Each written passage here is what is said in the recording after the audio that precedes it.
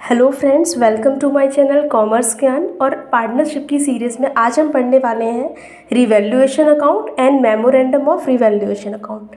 Goodwill के बारे में, गुडविल की कैसे एंट्री करी जाती है, कैसे उसका अकाउंटिंग ट्रीटमेंट होता है, वो हम पहले ही पढ़ चुके हैं। तो आज हम रिवैल्यूएशन अकाउंट के बारे में जानते हैं। देखिए, मान लीजिए आज पार्टनर फर्म में एंट्री करता है, तो वो बैलेंस शीट को देखकर क्या कहेगा कि ये जो बैलेंस शीट में जो असेट्स एंड लायबिलिटीज़ जो हो रही हैं, क्या वो अपने करंट प्राइस पर हैं, क्या वो फेयर और ट्रू वैल्यू पर हैं। तो उसका जवाब है क्या, नहीं। क्योंकि अगर हमें उसको करंट प्राइस पर दिखाना है तो हमें उसको आज रिवैल्यूड करना पड़ेगा ना, सारी असेट्स एंड सारी लायबिलिटीज़ को। तो जो हम रिवैल्यूड उनको करेंगे तो ज़रूरी तो नहीं है उन पर प्रॉफिट हो या फिर लॉस हो। तो प्रॉफिट या लॉस जो भी होगा उसको हमें जानने के लिए रिवैल्यूएशन अकाउंट बनाना होता है। और जो इसका प्रॉफिट और लॉस निकल के आता है उसको हम ट्रांसफ़र कर देते हैं ओल्ड पार्टनर्स में, ओल्ड रेशियो में। क्लियर? और ज़्यादा जानते हैं इसके बारे में। रिवैल्यूएशन अकाउंट जो होता है उसको हम P&L एडजस्टमेंट अकाउंट भी बोलते हैं और इसको बनाना कंपलसरी होता है। नेचर क्या होता है इसका, ये एक नॉमिनल अकाउंट होता है। ओके।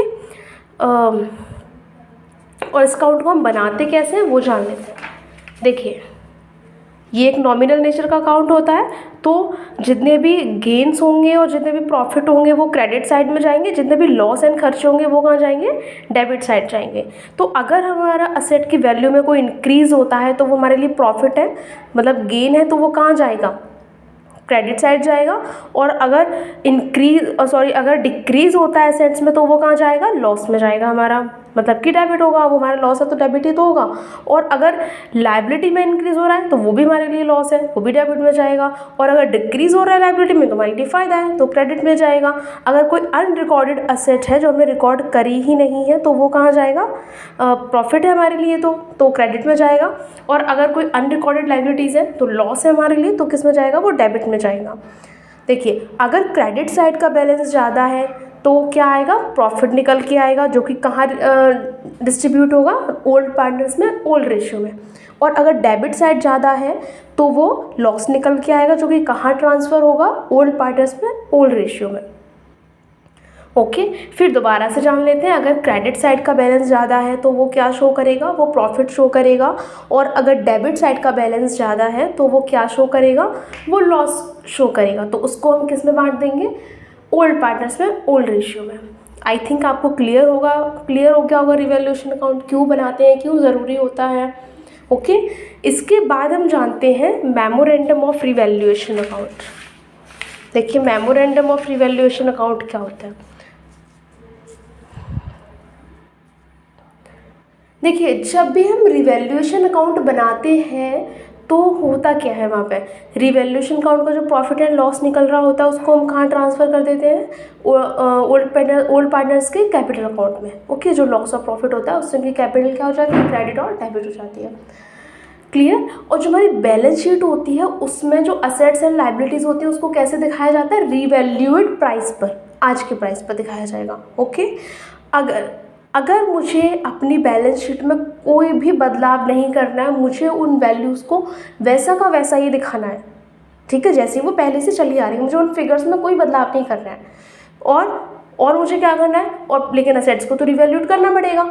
तो उसके लिए हम क्या करेंगे, कौन सा तरीका अपनाएंगे कि हमारी जो फिगर्स है वो वैसा का वैसे ही रखा रहे, लेकिन उनका जो इम्पैक्ट है, रिवैल्यूएशन का जो इम्पैक्ट है वो कहाँ हो, वो किसके थ्रू दिखाया जा सके, वो हम पार्टनर्स के कैपिटल अकाउंट के थ्रू दिखाएंगे।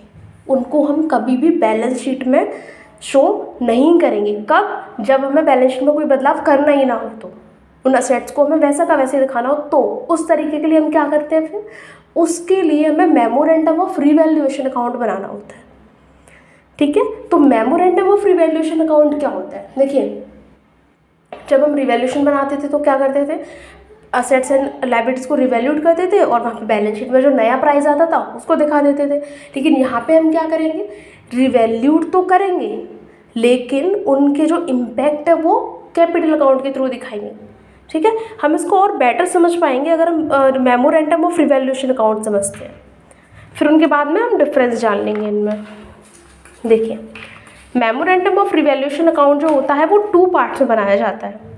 आप कॉपी और पेन लेके बैठिए और जो मैं बोलती जा रही हूँ, जो आपको समझ में आ रहा है, आप नोट्स बनाते जाइए, या फिर मेरी नोट्स कॉपी कर सकते हैं अगर आपको मेरी राइटिंग समझ में आ रही है तो। देखिए, मेमोरेंडम ऑफ रिवैल्यूएशन अकाउंट क्या होता है। इसमें भी सेम डेबिट एंड क्रेडिट होता है और इसको 2 पार्ट्स में बनाया जाता है। वो सिंगल पार्ट में बनता है, इसको हम 2 पार्ट्स में बनाते हैं। देखिए, आप देख पा रहे हैं ना, वो फर्स्ट पार्ट एंड यहाँ पे सेकंड पार्ट। जो फर्स्ट पार्ट होगा वो एज इट इज़ वैसा ही बनेगा जैसा हमारा रिवैल्यूएशन अकाउंट बनता था। ओके, रिवैल्यूएशन अकाउंट में जिस तरीके से क्रेडिट साइड ज़्यादा होने पर प्रॉफिट आता था, उस प्रॉफिट को हम ओल्ड रेशियो में ओल्ड पार्टनर्स को बांट देते थे, वैसा ही सेम इसमें होगा। मतलब जो फर्स्ट पार्ट है उसमें कोई भी डिफरेंस नहीं होगा। सेकंड पार्ट में क्या होगा, जो हमने एडिशनल जोड़ा है इसमें, सेकंड पार्ट में क्या होगा, जिस रिवैल्यूएशन अकाउंट में जो एंट्रीज क्रेडिट हो रही थी उन सबको हम यहाँ डेबिट कर देंगे, और जो वहाँ डेबिट हो रही थी उनको वहाँ पे हम क्या कर देंगे, क्रेडिट कर देंगे। तो मतलब क्या होगा, जो इफेक्ट होगा वो नलीफाई हो जाएगा। मतलब कि जो हमारा प्रॉफिट हो रहा होगा वो इस साइड आकर के क्या बन जाएगा, वो लॉस बन जाएगा। ओके, अब इसमें डिफरेंस क्या है, जो मेन डिफरेंस है वो ये है कि जब रिवैल्यूएशन का प्रॉफिट एंड लॉस हो रहा होता था तो हम उसको कहाँ पे जैसे प्रॉफिट हो रहा था तो हम उसको कहाँ ट्रांसफर कर देते हैं, कैपिटल अकाउंट में, ओल्ड पार्टनर्स के में, ओल्ड रेशियो में। लेकिन यहाँ पर क्या होगा, यहाँ पर जो भी, अब देखो यहाँ अगर प्रॉफिट हुआ होगा तो यहाँ पर लॉस निकल के आएगा, तो उस लॉस को हम कहाँ, एक तो हमने इस प्रॉफिट को ट्रांसफर कर दिया कैपिटल अकाउंट में, और ये जो लॉस निकल के आ रहा है उसको हम कहाँ ट्रांसफर करेंगे, जितने भी पार्टनर आज हैं ओल्ड प्लस न्यू सबके में ट्रांसफ़र करेंगे। किस रेशियो में, न्यू रेशियो में। ये मोस्ट इम्पॉर्टेंट चीज़ है, न्यू रेशियो में, क्योंकि यही चेंज है, मेजर चेंज चाहिए। वहाँ पे हम क्या कर रहे थे, ओल्ड रेशियो में ट्रांसफ़र कर देते थे, वैसा हम करेंगे यहाँ पे भी, लेकिन सिर्फ फर्स्ट पार्ट में। सेकंड पार्ट में क्या करेंगे, जो यहाँ पे प्रॉफिट हो रहा होता है ना उसको हम लॉस, यहाँ पे आके लॉस बन जाएगा, क्योंकि उल्टा हो जाएगा तो लॉस बन जाएगा। और वो जब लॉस बन गया है तो उसको हम क्या करेंगे, तीनों अकाउंट में, मतलब तीनों अकाउंट का मतलब है अगर 3 पार्टनर है, पहले 2 थे अब 3 है, तो तीनों में बांट देंगे। किस रेशियो में, न्यू रेशियो में। समझ में आ गया होगा आपको memorandum of revaluation account. Okay, हम इसमें मेजर डिफरेंस भी जान लेते हैं कि दोनों में क्या डिफरेंस है।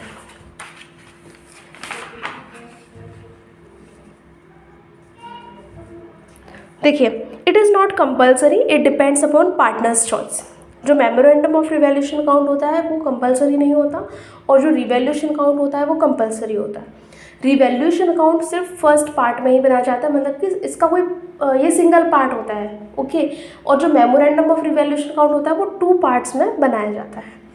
मेमोरेंडम ऑफ रिवैल्यूएशन अकाउंट में जो प्रॉफिट एंड लॉस आ रहा होता है सेकंड पार्ट में, उसको हम किस में डिवाइड करते हैं, तीनों पार्टनर, मतलब कि जितने भी ओल्ड प्लस न्यू है सब में डिवाइड करते हैं, न्यू रेशियो में। और जो रिवैल्यूएशन अकाउंट था वहाँ पे क्या हो रहा था, वहाँ पे हम सिर्फ किस में डिवाइड कर रहे थे, ओल्ड रेशियो में, ओल्ड पार्टनर्स में। क्लियर। तो ये जो है ये मेजर डिफरेंस है इन दोनों में, रिवैल्यूएशन में, मेमोरेंडम। मुझे लगता है आपको बहुत अच्छे से क्लियर हो गया होगा, कोई डाउट ही नहीं रहा होगा। अगर आपको कोई डाउट है तो आप कमेंट सेक्शन में जाके मुझसे पूछ सकते हैं, और अगर आपको वीडियो इन्फॉर्मेटिव लगा हो तो प्लीज़ लाइक एंड सब्सक्राइब कीजिए। Thank you for watching.